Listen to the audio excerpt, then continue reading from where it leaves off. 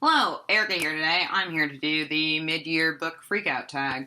I don't know, I was thinking about making a mid-year video and doing maybe my top favorite 5 books so far, and then I was thinking about doing some statistic-y things, and then I didn't feel like doing any of it, and I found this and it was perfect.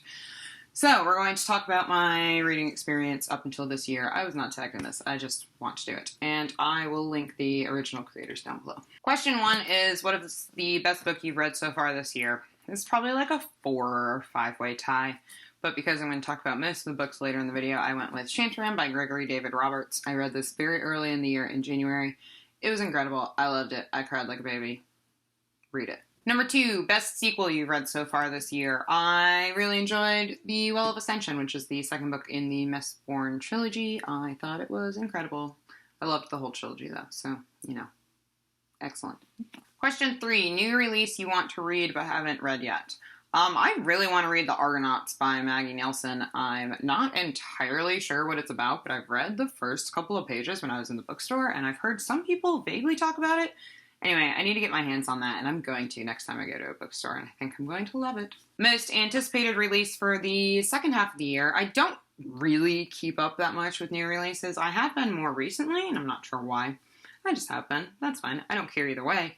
But I do know that in November, John Irving is publishing his next novel, which is going to be called Avenue of Mysteries, and we all know that I am a super crazy John Irving fan, so I will definitely be looking forward to that. Number 5, biggest disappointment. For me, that was An Artist of a Floating World by Kazuo Ishiguro, which I recently read. I really didn't like, and I loved Never Let Me Go so much, so I was sad that I did not like this book of his quite as much. Number 6, biggest surprise. That was definitely Tiny Beautiful Things, Advice on Love and Life from Dear Sugar. I thought this was going to be like a sentimental, sappy, self-help nightmare. It was not. It was amazing. It changed my life. Go read it. Number 7, favorite new author. These can be either debut authors or authors new to me. My favorite authors that have been new to me that I've read so far this year are definitely Kelly Link, Amy Bender, and Brandon Sanderson. Number 8, newest fictional crush. I have a huge crush on Vin from the Mistborn series. Number 9, newest favorite character. That is definitely right now Sugar from The Crimson Petal and the White, which I just finished reading and I'm having issues getting over. But yes, all of the characters from that book, but Sugar in particular. Number 10, book that made you cry. 11 is a book that made you happy. That was definitely The Color Master by Amy Bender. This collection of stories was absolutely fantastically interesting and wonderful and deep while still being fun, and I really liked this collection a lot. Number 12 is favorite film adaptation you've seen this year. I don't think I've actually seen a film adaptation this year, but I think tomorrow morning I'm going to watch the BBC miniseries of The Crimson Petal and the White, so probably by the time this video goes up, that will be my answer. Number 13 is your favorite video you've made this year. I've had a really fun year for video making.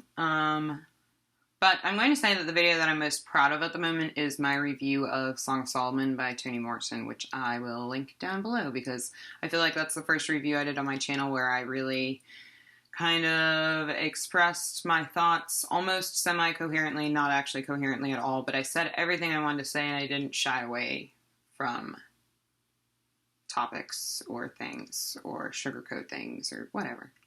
Here I go rambling again, not being coherent at all.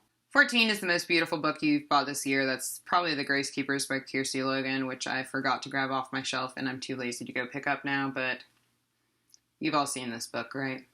If you haven't, go check out one of the parts of my birthday book haul. It's in there somewhere too.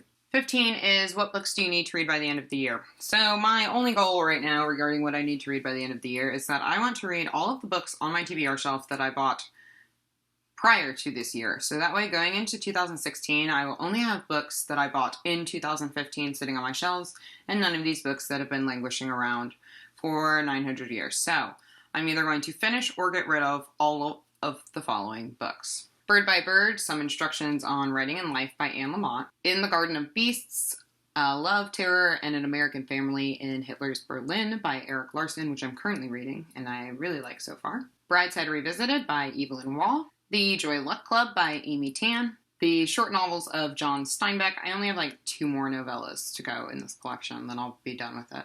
Dust by Yvonne Adiyambo Awoor.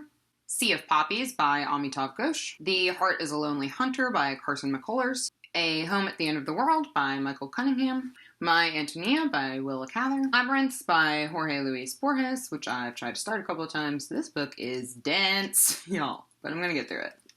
And lastly, Alias Grace by Margaret Atwood. It looks like a lot. I think I can do it if I read like two of these a month though. So I think I'll be okay. I'm going to get them done. I think it will be really nice to achieve that goal. And that was the last question. So this was a tag. I'm not going to tag anybody because I'm too lazy to find out who's done this and who hasn't. If you want to do it, please do it. You can say I tag you. I'll retroactively tag you. I don't care. That's all. Bye.